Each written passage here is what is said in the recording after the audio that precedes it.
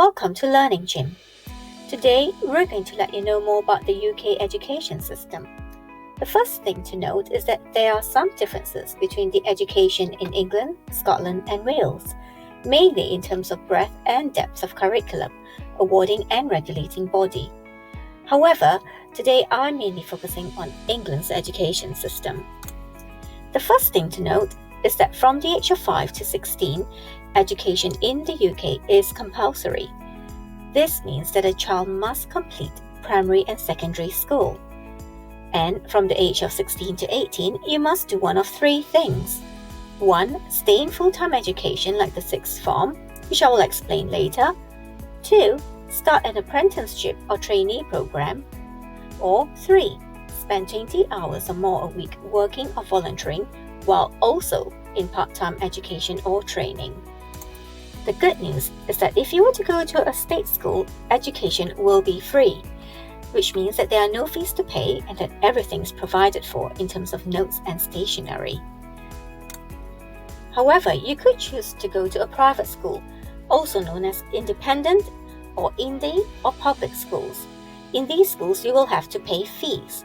There's a huge fee range for these schools. It could be as little as 15k per year or as much as 25k or more per year, excluding uniforms and trips.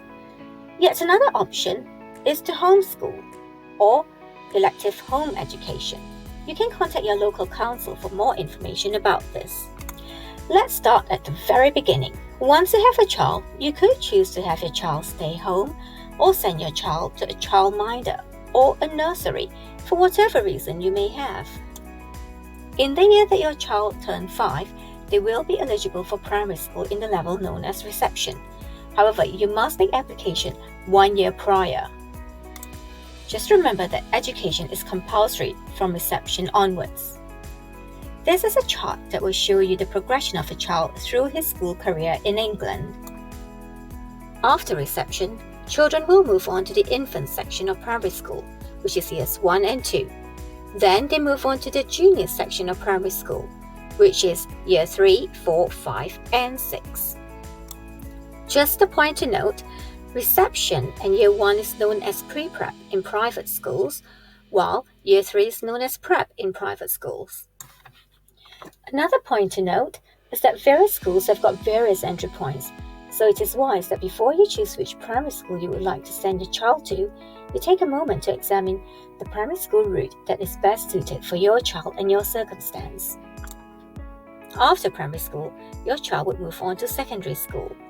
Most state schools would base their entry requirements on how far a student lives from the school. However, if you would like to go to a more competitive school, like perhaps a private school or a state selective school, also known as grammar school sometimes, then you've got to take an entrance exam.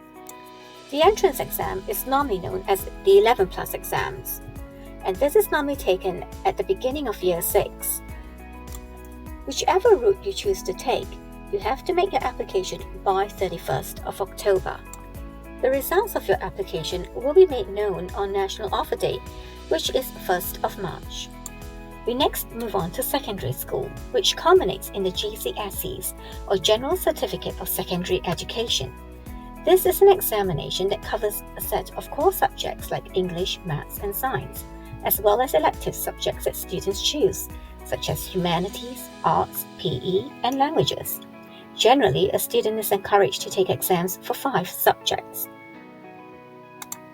After that, a student can choose the academic path or the vocational path. In the academic path, a student would enter what is known as sixth form. This is where students are geared towards the A-level examination, which will help them enter university. The examination normally comprises of 3 to 4 subjects. If a student decides to go to vocational colleges, then they can qualify in practical skills leading to BTEC or NQV in subjects such as childcare or plumbing.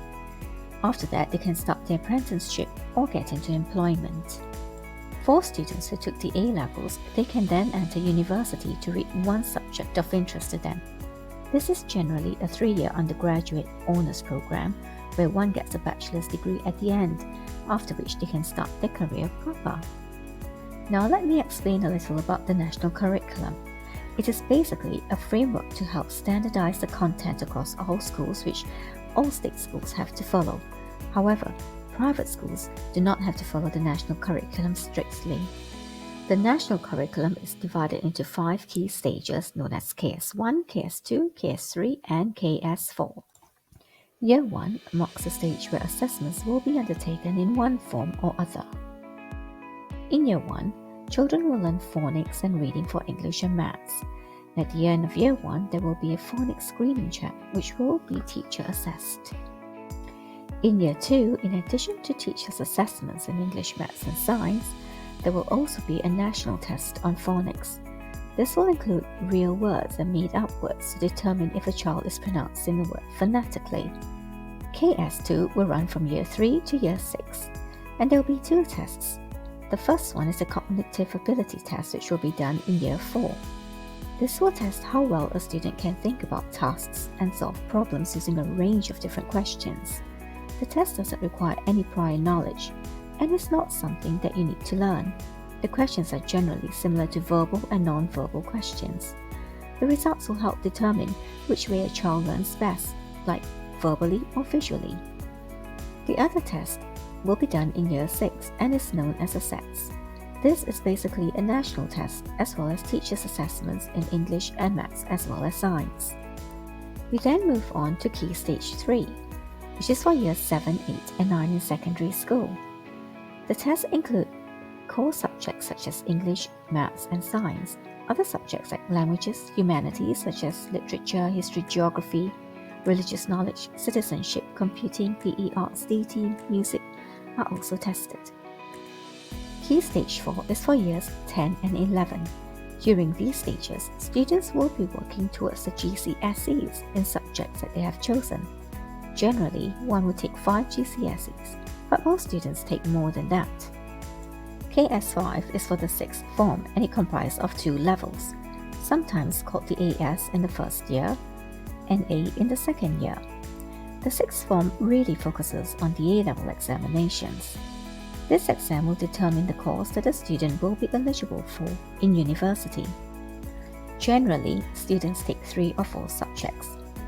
If you make the grade for university in England, you will have to choose a subject you like to study and apply for that particular course through an umbrella body called UCAS. You can put down several choices of courses and universities. The course you will undertake will be known as an undergraduate course and normally lasts 3 years, after which you get your bachelor's degree.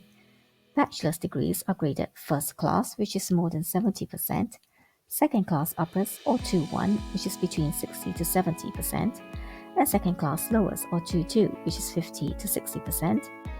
Then there's also the third class, and of course if you don't make the grade, then it's a fail. After your bachelor's degree, you may choose to start your career or carry on for a master's degree, which is normally 1 year. And if you enjoy academia, you can always carry on for a postdoctoral degree, which normally takes about 3 years. So there you go. I hope I have given you the most comprehensive insight into the UK's education system. If you have any comments, you can leave a message below, and don't forget to subscribe for my next video.